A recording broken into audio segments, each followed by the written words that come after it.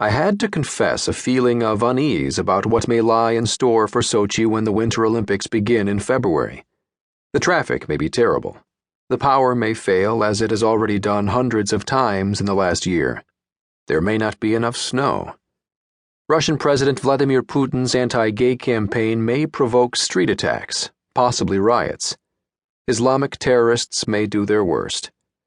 So much money has been siphoned into criminal and political enterprises during construction that some structures, badly designed and built, may themselves become a cause of disruption. Yaroslav and Konstantia were having none of it. To me, it looked as if they had bought into the Olympic ideal of international brotherhood. They were wearing cheery blue Sochi 2014 Olympic gear.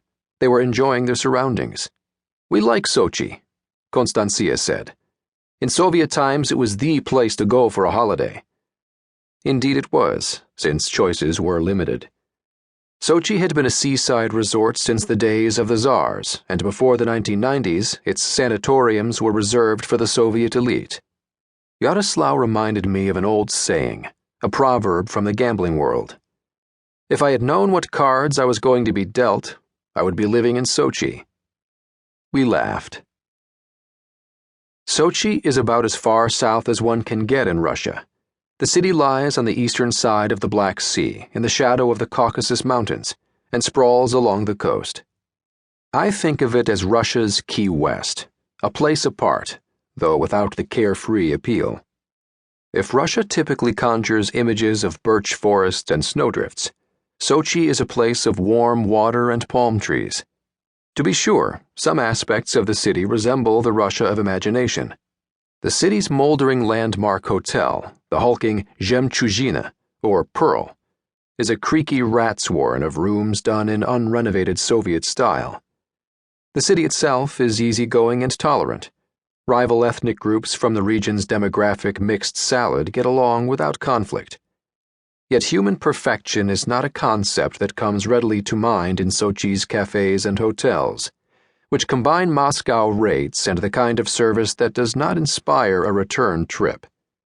In summer, the third-class cabins of overnight trains disgorge their human cargo, and bodies unsuited to skimpy lycra crowd the beaches, which are made of stones.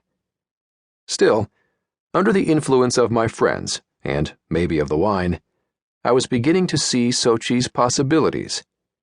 2 fingers tapped my shoulder. Turning in my seat, I looked into a face streaked with grime.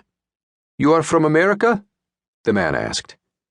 There were 2 others in his party, sitting conspiratorially at a neighboring table. The man extended a hand, which was dirty, and I shook it. "I love America," he said. His companion across the table said, "America is cool." Here it was, an example of that irrepressible Olympic brotherhood. But then the man moved in close and whispered in my ear, "They know me in all the jails in America." I didn't ask for details, and I knew he wasn't kidding. The Sochi Olympics have become a magnet for criminal elements drawn from all over, the kind of people whose reach extends even to the United States. Russia's most powerful crime bosses have traditionally hailed from this very region, the Northern Caucasus. Dead Hassan, long the acknowledged head of Russian organized crime, was an ethnic Kurd from Georgia. Hassan, whose real name was Aslan Usoyan, traced his criminal origins to the Soviet Union of the 1960s. With the help of political and police connections, the Hassan organization facilitated the Afghan heroin trade, laundered money abroad, and traded in stolen goods, eliminating rivals as necessary.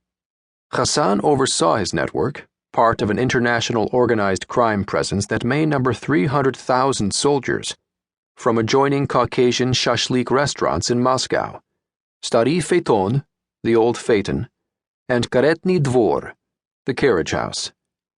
Hassan knew Sochi well. He had survived an attempted hit there 16 years earlier, when a gunman aimed at him and missed. The Olympics have poured money into Sochi, and organized crime has been there all along the way. When the International Olympic Committee